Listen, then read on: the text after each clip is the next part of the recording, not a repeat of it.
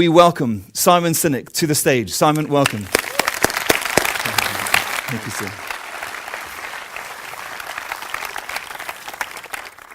Thanks. I thought what I'd do is share with you a little bit about what I'm working on now. I'm actually writing a new book that's completely fascinated me. I've become completely engrossed with the subject. It's all based on game theory. In game theory, there are two types of games. There are finite games and there are infinite games. A finite game is defined as known players, fixed rules, and an agreed upon objective, like football. We all agree what the rules are. At the end of the game, whoever has more points is the winner, and we all go home. Then you have an infinite game. An infinite game is defined as known and unknown players. The rules are changeable, and the objective is to perpetuate the game, to keep the game in play. When you pit a finite player versus a finite player, the system is stable. Football is stable. When you pit an infinite player versus an infinite player, the system is also stable. Like the Cold War was stable, because there cannot be a winner or a loser. The goal is to just keep the game in play. And because there are no winners or losers in an infinite contest, what happens is players drop out of the game when they run out of the will or the resources to play, and other players will replace them. But the game keeps going, with or without them. Problems emerge when you pit a finite player versus an infinite player, because a finite player is playing to win, and an infinite player is playing to keep playing. So this is what happened with the United States and Vietnam. The Americans were trying to beat the Viet Cong, and the North Vietnamese would fight for as long as is necessary. And America found itself necessarily in quagmire. This is the Soviet Union and Afghanistan, where the Soviets were trying to win, and the Mujahideen were fighting for their lives. And necessarily the Soviet Union find themselves in quagmire until they ran out of the will or the resources to play, and they left the game, is what happens. So if you think about the game of business, the game of business is an infinite contest. There's no such thing as winning the game of business, right? It doesn't exist. The game of business has existed longer than every single company that exists on the planet today, and it will outlast every single company that exists on the planet today. But if you listen to the language that most companies use, they don't know the game they're playing. They talk about beating their competition. They talk about being number one, based on what agreed upon metrics? Profits, revenue, market share, number of employees, square footage, over what agreed upon time frame? A quarter, a year, 3 years, 5 years, 10 years? I didn't agree to your standards, so how can you declare yourself the winner? How can you declare yourself number one? In other words, companies can say whatever they want if we haven't agreed to the standards. Every single bankruptcy is a company that has run out of the will or the resources to play, and they drop out of the game. That doesn't mean the game ends. Another company will replace them. Almost every merger and acquisition are when companies declare that we no longer have the will or the resources to continue to play by ourselves, so we have to merge our resources with another company so that we can stay in the game. In other words, most companies don't last because they are playing the wrong game. The infinite players are the ones that frustrate their competitors. So I spoke at an education summit for Microsoft. I also spoke at an education summit for Apple. At the Microsoft summit, I would say that 80% of the executives spent the vast majority of their presentations talking about how to beat Apple. At the Apple summit, 100% of the executives spent 100% of their presentations talking about how to help teachers teach and how to help students learn. One was obsessed with their vision, one was obsessed with where they were going, the other one was obsessed with beating their competition. Guess which one is frustrated in this competition? Because the finite player is playing against its competitors, and the infinite player is playing against themselves. The infinite player wakes up every single day and says, how do we be better this week than we were last week? How do we perform better next month than we did this month? It's a game of constant improvement. It is totally fine to study our competition for tactical reasons, but the number of companies that study their competition for strategic reasons is scary, which means they react strategically to their competition and will change entire business models on basically on a whim, which means the company has no stability and is going all over the place. In other words, you're wasting time and resources. And you're frustrating the people on the inside because they don't know where they're going. It's a constant game of reaction. A long time ago, in a previous life, I used to work at an ad agency. And I was a junior kid, and I worked in the competitive analysis department. And I worked on one of the telephone company clients that we had. And my job was to report to the client on what the competition was doing. Now, the number of other telephone companies that existed in America that day was quite a long list. And the client couldn't afford to study them all. So we studied a handful of them. So think about that for a second. They're studying their competition, but they're only studying some of their competition. Well, what about all the others? Not to mention the fact that in the infinite game, it's usually the competitors we don't know about that take us down, not the ones we do know about. MySpace had no idea that Facebook even existed until it completely destroyed their company because they were so focused on the ones they did know about. And I find that fascinating because remember, in the infinite game, we don't always know who all the competitors are. So at the end of my talk at Microsoft, they gave me a gift. They gave me the new Zune when it was a thing. Zune was the competitor to the iPod. And this thing was gorgeous. An absolutely spectacular piece of technology. Beautifully designed. The user interface was beautiful. It was intuitive and simple. It was a really remarkable piece of technology. It didn't work with iTunes, which means I couldn't use it, which is a different problem. But the technology itself was really quite sophisticated and quite stunning. So after I got done with my talk at Apple, I'm in the back of a taxi with a very senior Apple executive, sort of employee number 12 kind of guy, and I decided to stir the pot. And I turned to him and I said, "You know, Microsoft gave me their new Zune," I said to him, "and it is so much better than your iPod Touch." To which he responded, "I have no doubt." Conversation over.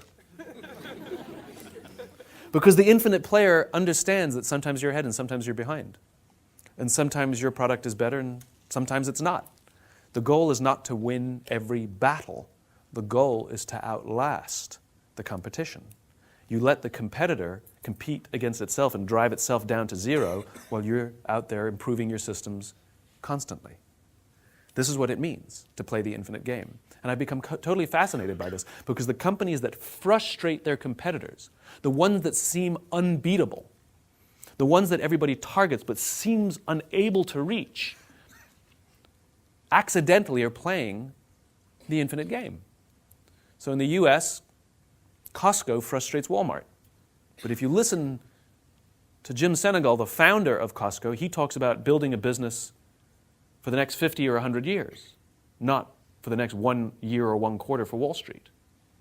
He talks about the need to take care of his employees first, his customers second, his shareholders third, because that's the way he will build a long-lasting company. And it is true, when we prioritize the needs of the shareholders, which, by the way, is the equivalent of a coach prioritizing the wants of the fans over the needs of the players. That's what shareholder supremacy is. That doesn't build a strong, stable team. You may win a game, you may even win a tournament, but you won't build a team that can win year after year after year after year. Southwest Airlines frustrates all the other airlines in America because they're competing against themselves. They put their employee number 1, they put their customer number 2, they put their shareholder number 3. That is the order in which you play the infinite game because that is the order in which you build stability. But companies that have it in the reverse order go out of business or are merged or acquired because they run out of the will or the resources to compete by themselves. I'm totally fascinated by this. The vast, vast, vast majority of businesses don't know the game that they're playing, don't know the game that they're in, which means we're all playing by the wrong rules. This has completely changed the way we do business in our company, where we've adjusted and are adjusting and learning to adjust our systems for a more infinite scenario. So for example, think about how we incentivize behavior, right? Usually what we do is we give someone an arbitrary target to hit, usually in an arbitrary time frame. It's usually a year, and the reason it's a year is because that's when we pay taxes. If we pay taxes every 18 months, those would be our arbitrary dates, right? But there's nothing magical about 12 months. It's arbitrary, right? So we give somebody an arbitrary target, sales, revenues, whatever it is, on an arbitrary date, see in a year from now. And if they hit that target, we bonus them and say, good job. And if they miss that target, we say, better luck next time, right? But if we're playing the infinite game, and this is what we started doing, we've become more preoccupied with the trend over the absolute target that they hit. So for example, what if somebody's building really good solid systems that are showing really good incremental growth, really stable, good, solid incremental growth, but by the time we hit 12 months, they're short. They miss the target. You're damn right I'm going to bonus that person, because what they're doing is they're building the right systems that I can see will hit the target. I can see it. Will hit the target 15 months from now. In other words, we got the date wrong. It's the date that should adjust, not the other way around. Versus somebody who hits the target, but if I go back and look at what they did, and it looks like their performance is this, and they're stabbing people in the back, and they're beg, borrowing, and stealing, and dropping the price, and doing whatever it takes to make the sale, because they got to hit the target, and on the right day, on the right time, we bonus them, which is rewarding them for building an unstable company. The trend matters. Sometimes it hits the date, sometimes it doesn't. The dates are there to help guide us, to help set a pace and a tempo. But if you're running a marathon, and you want to run a 4-hour marathon, and at your half marathon, you've got an hour and 57 minutes, you're happy. But if you're at 2 hours and 13 minutes, you don't quit. You just got the pace wrong. And we don't do this in business. We put the date instead of the systems. I don't understand that. We are adjusting. Even the way we talk about money has changed for us. So if you look at our P&L, we actually do not have a line on our P&L that says profit. Doesn't exist. We have a line that says freedom, right? Because money buys us freedom. The freedom to say no to clients we don't want to work with. The freedom to say yes to clients we do want to work with but don't have any money. It gives us the freedom to take a holiday, to pay our staff better, to give it away, to support charities, whatever we want to do. And you're damn right I want more freedom next month than I do this month, than I have this month. You're damn right. And that's what money affords us. But it's all contextualized. And what the amazing thing is it does is it gels the company together. Because now our whole team is working towards the opportunity to give rather than the opportunity to reward themselves. Our team, because we're much more interested in the systems and the trend, we find that they're much better at helping each other hit goals and targets because absolutes no longer get you rewards. It's the underlying systems, which is super stable. And for entrepreneurs, we all live with the fear, or at least the acknowledgement, that our companies are very much built on us, if you're the founder. It's my personality, it's me, my idea, those kinds of things. And if I were to get hit by a bus, the likelihood of the company closing is very, very high. That's called finite. The question is, have you built a company that could survive you getting hit by a bus? That the employees believe in the cause and the vision so much that the systems are so stable. You've built redundancy into the system that anybody can do somebody else's job. There's at least one person who can do somebody else's job. That the company can self-sustain and the employees would want to keep the business going without you. Because they believe that the cause is big enough that they would continue without you. I can say with absolute certainty that if anything were to happen to me, my entire team would continue working. They would continue working to see this vision that we have come to life and figure out new ways without me. I play one piece in the machine. That's it, just one. It might be the most public one, but it's only one piece. And like I said, I've become absolutely fascinated by how can we compete in a game if we don't even know what game we're in. And then we drop out and somebody else replaces us. And nobody's sorry or nobody calls you a loser. You haven't lost anything, but you're not a winner if you stay in the game either. This is wonderful. So the question is, how do you do this? What does it require? So as is my nature, I have to write things on boards. That's a joke. So the infinite game exists up here. The finite game exists down here. Right? The infinite game includes the why, what I call our purpose, cause, or belief. It's the vision of the company. It's where we're going. It's something that we will never practically reach in our lifetimes or ever, but we will die trying. That's the point, right? It's different from a big, hairy, audacious goal, which for all practical purposes you could reach. It may be difficult, but you could reach it. This is an ideal. It's a vision of the world. So my vision, I imagine a world in which the vast majority of people wake up every single morning inspired to go to work, feel safe when they're there, and return home fulfilled at the end of the day. That is my vision, right? We will never practically get there, but we will die trying. The United States was founded with a document called the Declaration of Independence, in which the document stated, all men are created equal.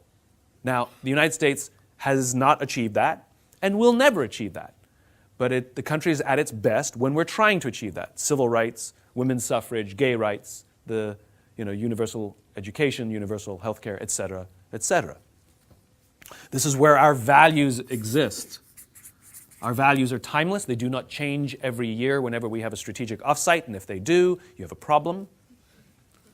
That happens in big companies. Every few years, a new CEO comes in and they have a values thing, and they change, and they change, and they change. No. Your values are your values, right? And they're based on your founders, and they exist from patterns of how you operate when you are operating at your natural best. When your company is operating at its natural best, when all cylinders are firing, when you're in the flow, whatever euphemism you want to use, there is a pattern that emerges, and that pattern are your values. There's a minimum of 3, there's no more than 5. If there's more than 5, there's usually redundancy. You can find overlap, that you can find lowest common denominators. And they are intractable. These things are inherently intangible and hard to measure, right? Which is why they often get brushed aside. It's not that they don't exist, they're just hard to measure. Then down here you have the finite. It's what I call the what. It's all the tangible stuff, right? Things like our interests exist down here. Because they are tangible, they are inherently easy to see and easy to measure, like products sold, money taken in, things like that, right? Number of clients we have. The way you build an infinite business is you want to run all decisions first through your values and your cause, and then through your interests. That's how it works. So what does a values-based decision look like? So when we send our military to battle, they will go onto the battlefield, and if they wound a bad guy, we will send our medics onto the battlefield to pull the wounded enemy off the battlefield. We will put them in our helicopters, fly them to our hospitals, put them in our hospital beds, and our doctors will use our medicine to nurse them back to health. That is not in our interest, but it's kind of who we are. That's why there are scandals when we find out that our military desecrated dead bodies of our enemies. It's because it violates our values. It makes us upset to know that our guys did that. That is not in keeping with, we say things like, who we are. That's what we're talking about, right? That's why we do something that is not in our interest, because it reflects our values. In the United States, we had a scandal with torture, right? Now, the reason we tortured offshore and the reason we tried to keep it a secret is because we knew it violated our values. If it was well within our values, we would be totally open about it and we'd just do it back home. We hide things that we know are uncomfortable and violate our values. In other words, you don't have to think very hard about whether this is in our values or not. We know. We know, right? Now, our interests lie down here. So we make decisions every single day, right? New client. Should we take their business? Sure, they're going to pay us a ton of money. Take it, right? New ad campaign. What should we say in it? Hey, we can use clickbait and we can drive sales hard over here. And we make all these decisions based on what numbers are. And we're making all decisions that are in our interest. And those are the arguments we make. We make financial debates, and we don't consider this stuff, right? Now, in a vacuum, any one of these decisions may be just fine. But the problem is when we pull back and we look at all of our decisions, nobody knows what we stand for because we are all over the place. That is perceived by employees and as customers, and by customers, as selfishness. In other words, as highly tuned social animals, which we are, we will perceive this behavior as not trustworthy, and we may do business with you. That's called transaction. But we will never give you our loyalty, and we will never trust you. Employees are the same way. I will work for you as long as you keep paying me, but I will be open to other opportunities elsewhere, and I will not give you my best and brightest because I don't know that I'm safe here, because I see the way you make decisions. Now, if we make values-based decisions, means we run all of our decisions through here first, Occasionally, we might make less money than we could if we made that decision. Occasionally, we make mistakes. But what starts to happen is all of our decisions start to look mostly consistent. And if you pull back, everyone can say, aha, I know what you stand for. I know what you believe. They use words like authentic, or they say you have high integrity, or you are of high moral fiber or character. All of these words that we use to describe people, we use to describe companies as well. I trust you. Knowing very little other than I know how you make decisions. So take us, for example, right? We work with some very dysfunctional companies, but at the core, the executives who bring us in are trying to do the right thing. We have been offered to go work with companies who, when we talk to them, we know they only want to use our stuff to drive short-term gains. And they offer us a lot of money to work with them. We turn them down because we have a vision. And our vision is a people-based vision. And we want to work with companies that will transform their cultures, that will produce cultures that people are inspired to come to work every day. And if I help this company, I may help them drive their numbers, but it won't help advance my vision for the short-term gain of only the money, which I can make somewhere else. And if I'm going to tell my people this is our vision and they see me make these decisions and I cannot justify them, then what starts to happen is they start to think that what I was saying was bullshit. And then they stop trusting everything I say, even if I'm saying the right thing. That's the point. Our friends are the same way. If our friends only made decisions based on their own interests, do you think you would trust your friends? Right? If they would never come to your house, you always have to go to their house because they're lazy. There's no sacrifice. There's no giving. Everything's in their interest. We wouldn't want to be friends with them. In other words, as these highly trained and highly tuned social animals, we're constantly evaluating the words, the actions, the behaviors of politicians, of executives, of our colleagues, of our friends, and of companies to determine whether we can trust them and work with them. We will do transactions with them, but this is where loyalty, love, and this is where the infinite game lies. It's the only way to build an infinitely built company. It has to be built on values, on the intangibles. I spent time with the United States Marine Corps, and they talk all the time. They actually say these words. They say, the reason the United States Marine Corps is what it is, the reason its culture is so strong, is because of the intangibles. They literally talk about the intangibles all the time, which are the emotional bonds, the love, the vision, the standards to which they hold each other, the intangibles. We don't like the intangibles in business. We love the tangibles, which is fine. Then you have to be satisfied that when you run out of the will or the resources to play, you move on, right? There is no winning the game of business. Okay.